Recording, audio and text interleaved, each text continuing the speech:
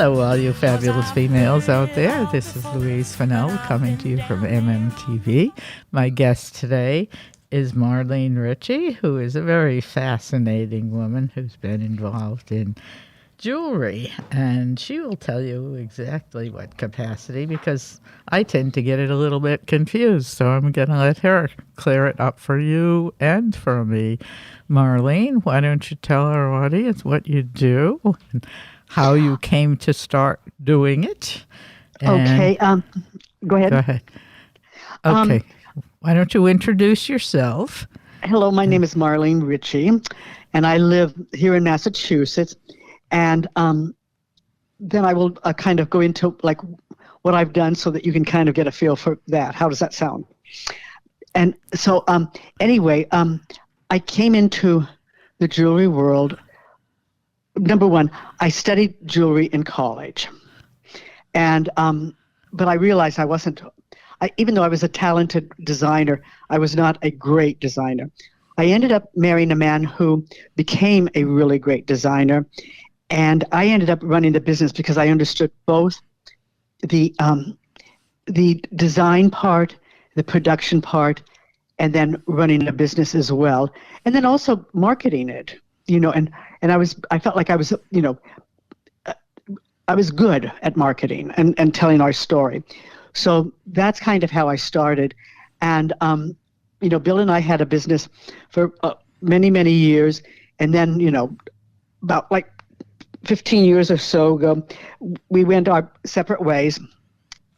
And and by the way, we were living on the West Coast, but we also, at one point, we moved to the East Coast. Yeah, we lived on the West Coast. We lived in Seattle. And then we decided to move to Maine in, I don't know, I can't remember what year it was, but to work with a designer named Michael Good. And there were quite a few jewelry designers up in Maine at that particular time, and right around Camden, Maine. So that's where we ended up, going and settling down and, increasing our business at that point, so that we were selling, to a lot of major stores, like Neiman Marcus, Nordstrom's, things like that. And then, but also to very high-end boutiques, but also, you kind of your everyday boutiques. It was really great, the diversity of it. And we also started doing what I call industry shows, like both in the jewelry world was just really, really at that point opening up to designers, people who were not, who were not part of the traditional jewelry world. And so we were very, very lucky to get involved in that. And we became Bill became one of the first, original members of the American Jewelry Design Council, the AJDC. And that was a group of designers who we met, a couple times a year, and became very, very close friends with them, So it was a good time. It was a really good time. Great. So that's what we did then. And then should I keep going on? Oh, sure. Yeah. One question Okay. that popped into my mind was, Sure. for instance, if you go into a store like Neiman Marcus or someplace like that, what are your chances of buying something that's an original design, or are things mostly mass marketed? That's a good question. Every once in a while, you can find things that are original designs, and there's only one of a kind of it. Those are very, very rare. Those are usually kept by the artist or sold to collectors. Yeah. Because they can't be they aren't reproduced. But a lot of times, these pieces inspire other pieces that are very influenced by that initial design. Yeah. So that's where the money comes in, and that's when when you start figuring out that you want to make a living at this. Yeah. And it's like I always said, and now there's a concept. You want to make a living? Okay. Make some money. Yeah. And so it's like being in the arts and trying to make money is like sometimes a real challenge. I'm sure. Oh, Yeah. it really is. And so, we tried to figure out, and I think a lot of the designers at that time, you know, tried to figure out where they fit and how to make that work, so that they could, survive, financially, and their Uh-huh. family could survive, So Yeah. it was a very interesting challenge to kind of be in the, I'd say, like some of the beginnings of that kind of thing.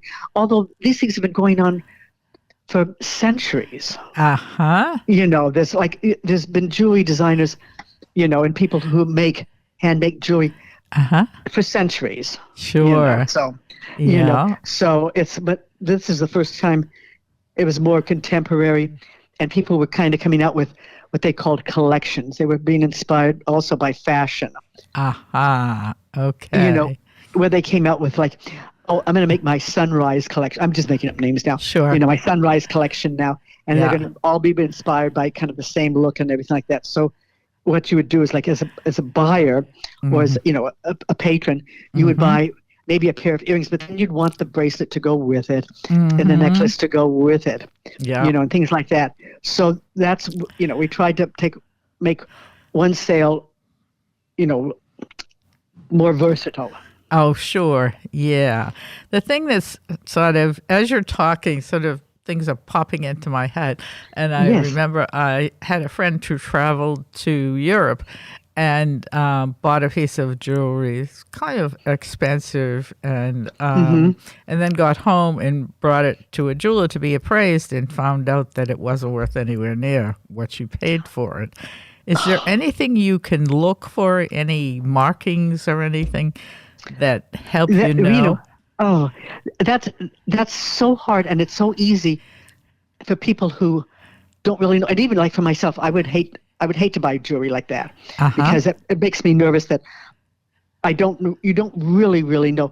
The thing is that, like, if the metal feels heavy and it feels strong, but the thing that usually makes a difference is on the inside of a piece or on the back of a piece. It'll Yeah. be marked like 14K, Uh-huh. 18K, 22K, so that you know that at least that's that. And then also the name of the artist should be on there. Uh-huh. So Okay. you want to protect yourself as much as you can, but you know there are some unsavory people in our industry, I'm or sure. who want to be in our industry, I should say. Yeah. So Yeah. you need to be careful, and you need to go with people who their work, Uh-huh. and they're reliable. That's what I would recommend, highly recommend. Uh-huh. Right. Yeah. Especially when you're paying for, gold and diamonds, Yeah. and fine gemstones and things like that, Mm-hmm. and pearls. You want to make sure that you're getting something that's real. Mm-hmm. And Yeah. that kind of stuff is easy to, to fake. I hate Sure. to say, Uh-huh. and Yeah. so, Yeah. Is it and you true really have that to know. is it true that 14 karat gold is soft? It's well, it's one of the harder goals. Oh, As okay. as more and more gold is brought into it, like 18 karat is, I think, usually considered softer, but it's like, that's because it's 18%, or 18 out of 100%, or 18 out of, like, oh, what is the percentage? It's pure gold. Yeah. There's a lot of gold in it, and that's softer than, like, when you start adding different metals to it. Uh-huh. So Yeah. 14 karat can be a little bit, more wearable and stronger. Mm-hmm. Does that make sense? Yeah. I feel like Yeah. I'm kind of Yeah. talking like silly. Yeah, I was thinking about my father's watch, which he got when he retired from the police Uh-huh. force. And it was supposed to be, the real thing. I thought my mother said 14 karat, but anyway, I picked it up and it broke. You know? Well, that can happen with kind of anything, but it's like, especially with a watch, Uh-huh. because you have a lot of working parts to it. Yeah. Yeah. Whereas, like if you have a ring Yeah. and it fell apart, I'd say, oops, because that Oh. should be a solid piece. Yeah. Do you know what I mean? Yes. Uh-huh. Yeah. Yeah, it's like, and you can never, I mean, you don't know, unless you really are kind of, that's why you always deal with, stores that are reputable, Uh-huh. designers who are reputable. That's, if you're going to buy something that is going to be like, like your wedding ring, or, it's a special occasion Yes. piece. Yes. And that's what so much of jewelry, all jewelry, knock on wood, I shouldn't say all jewelry, but, jewelry is really, it's a memento of that time. And it usually Yeah. has, significance behind it and a story behind it. And, Mm-hmm. one of the things that I always made a point of when I was doing like industry shows, and people would come up and they, or like I do craft shows, art shows, and people Yeah. would come up and they'd say, well, what about this piece? You tell them the story. And the Yeah. story, like this piece was designed with, this historical background, and Uh-huh. it was designed by, again, my partner or whatever. And, Mm-hmm. we made it out of, so you try to tell a story behind it so that it makes sense, and it has something to pass along, because people, you'll find that if you come up to somebody and you say, that's a really nice piece, they'll almost always tell you a story. Uh-huh. Yeah, right. And it's like, and it's so interesting, because when I discovered that, it's like, Yeah. oh my goodness, people really do find this, very important. Mm-hmm. Yeah. Yeah, sure. So. Yeah, I have something actually kind of going on now. I don't know if you would know about this, but I have my class ring from Salem State. And it's actually not real, and I knew that when I bought it. But I had to have it cut off at one point. My fingers had swelled. Yeah. And now I would like to have the piece put back. But I know before he cut it off, the jeweler said, now this isn't real. I can't guarantee that I can put it back together. Yeah. Because it's not real. Do you know of anything that I could do to get, to start wearing that ring again? It's like, what I would oh boy. Uh-huh. You might, I hate to say it's like try glue, Yeah. but try something that isn't metal, so that you're not Okay. heating the metal. That's what I would recommend. Okay. But that might not be what, other people who really, really know a piece, and they can look at it and they can tell you. I would look at doing something like that. Yeah. And, Okay. and kind of quick fixing it. It's like, it's a temporary fix, but it's like, if you want to wear it again, you want to make sure that you can wear it again. Yeah. Yes, exactly. And I don't know if does that make sense to you? Sure. Yes. As I babble along. Oh, yeah. No, that's for sure. And I found it almost tragically the other day. I decided to be wise guy, and I sort of wrapped a Band-Aid around the back of it. Yeah. And I reached into my pocket to get something and pulled it out, and it came off, and the ring fell on the floor. Fortunately, I heard it hit. And so I got it, but I can see that this, wrapping string or racking a Band-Aid or something is not a good way to go. No, it can be an issue, So, and it's like, and at a certain point, things like that, when it's been sized and things like that, I was going to say, you might want to have it turned into earrings or a pendant or something like that, which a lot of people do. Does that make sense? Yeah, I don't know about this ring, though. This is pretty much, it's a class ring. Yeah. So, So, but it depends, kind of on, what you can want to do with it, and if you want to keep it, Yeah. It's a challenge sometimes, yes. Yeah, right. Because you're dealing with little tiny things that are metal. Yeah, right. Right. No matter, Yeah. Tell me about your book. Profiting by Design.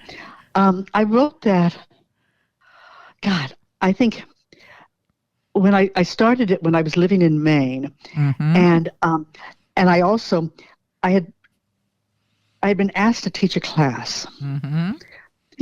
At let's see, I started out teaching at, I think, University of Maine, or teaching some classes around on how to run a business, how to run a business, a jewelry design business, and then it got more so that like I eventually got into teaching at the Fashion Institute in New York City. So that was like really one of the highlights of my career, because that is prestigious and people know about it. Sure. But so how did I get into this? Is that what you're saying? Yeah. It's like my mother was a professional writer. Oh, okay. So she wrote a bunch of books, and published all the time. She was always writing books. So you can always hear the click, click, click, click, click, click, of her typewriter. Yeah. And it's like it's a sound that I grew up with. That like, oh, it's home. Mother's here. Yeah. And so I always I wanted to do that. And then my father was an art professor. Oh. So they were both kind of outside the norm. Yeah. But running a business was something that, in a way, neither of them had ever done that before.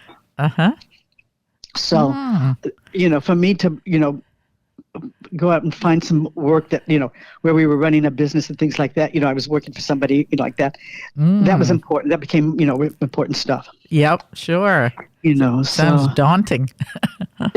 You know what it is. It's and then I started writing the book, and I was working at that time because it was published by an organization called the Manufacturing Jewelers and Suppliers of America. And they're located in Rhode Island. And I started working with them, for them. Yeah. And being a consultant for, design and things like that. And so I wrote the book, and they published it. Oh, great. And so it was like, oh, I was so excited. The first time I can remember. Yeah. I can remember going out, in the condo I was living in, or the apartment I was living in, and going out to it one morning, and there was a package from them. Oh. And I opened it up, and I was like, oh, there's my book. And I hadn't seen the final cut. I had read it so many times. Yeah.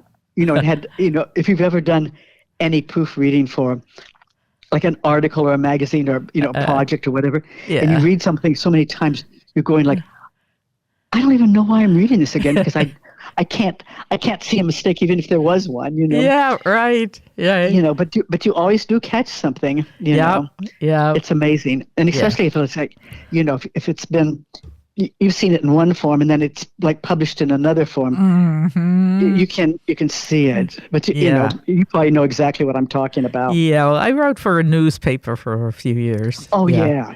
So, local. But still. Yeah, it was writing. Yes, that's good. That's good. Yeah. It was great. I loved it. Oh, yeah. I know. I feel very lucky that I was able to do that. Sure. And and to and that really, from there, I was then able to really get, good teaching jobs, and people, would hire me, especially right around that time. Yeah. To, like to go to Georgia, to go to San Francisco. Yeah. To teach a class for a week. And they'd pay my way. Ah, nice. And they'd put me up. Oh, so yeah. I became a spoiled girl. But, but yeah, it was good. And there was a lot of, there have been in the past a lot of industry shows, like where it was jewelry industry.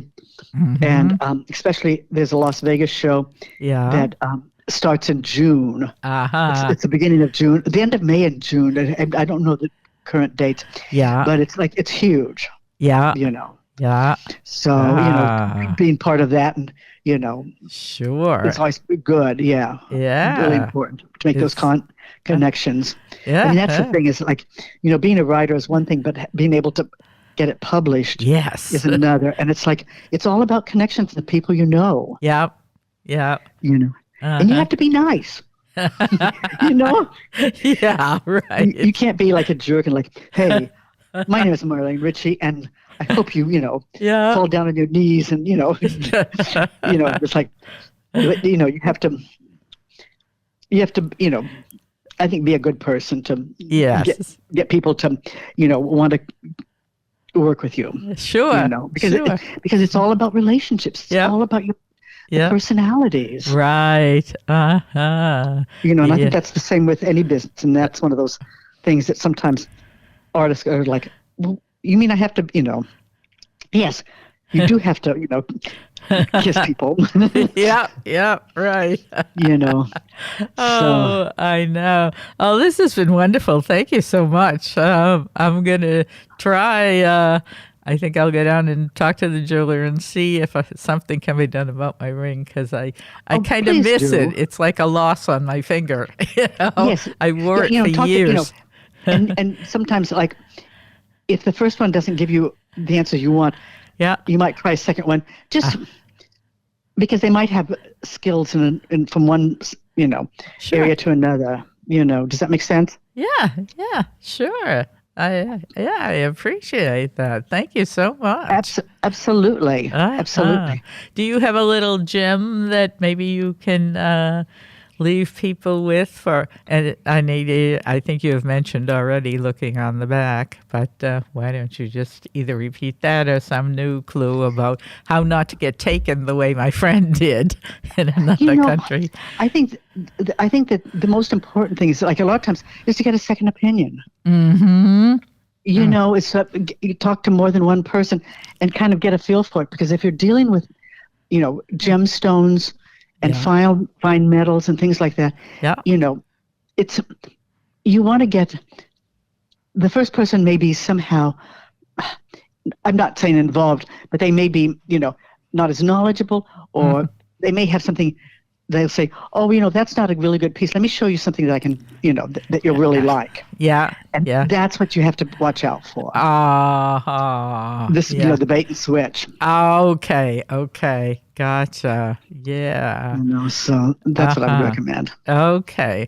Well, thank you very much. I really appreciate you taking the time to explain all these Oh, things and I talk about. I Uh-huh.